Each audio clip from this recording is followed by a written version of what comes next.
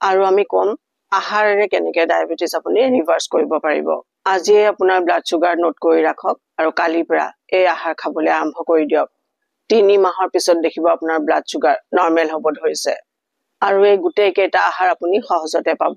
যি আহাৰৰ কথা কম ইয়াৰে কেইবাটাও আহাৰ আপুনি এই সিজনতে পাব। 1 নম্বৰ পাচলি যিটো আপোনাৰ ডায়াবেটিছ ঠিক কৰাত হেল্প কৰিব সেইটো হৈছে ৰঙালাও, পামকিন। ইয়াৰ ব্যৱহাৰে ব্লাড চুগাৰ খুব সোনকালে ৰিডিউস কৰে। ইয়াত কিছুমান এনেকুৱা কম্পাউণ্ড পোৱা যায় যিবোৰে বাঢ়ি থকা ব্লাড চুগাৰ খুব সোনকালে তললৈ নমায়। ৰঙালাওত ট্ৰাইগনেলেন আৰু নিকোটিনিক এচিড থাকে যিটোৱে ডায়াবেটিছৰ ৰুট কজ ইনসুলিন ৰেজিস্ট্ৰেচনক ঠিক কৰে আৰু সেই কাৰণে ব্লাড চুগাৰ নৰ্মেল আহে।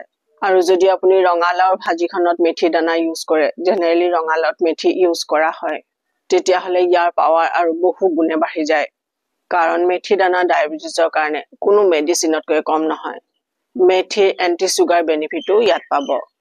আৰু যেতিয়া আপুনি ৰঙালাওৰ ভাজিখন বনাব ইয়াৰ গুটি কেইটা কেতিয়াও নেপেলাব। ইয়াৰ গুটি মাৰ্কেটত জেনেৰেলি 1000 কিলো দামত পোৱা যায়। পামকিন সিড এইটো যিকোনো ফৰ্মত পেটলৈ গ'লে আপোনাৰ ব্লাড চুগাৰ নৰ্মেল কৰি ৰাখে।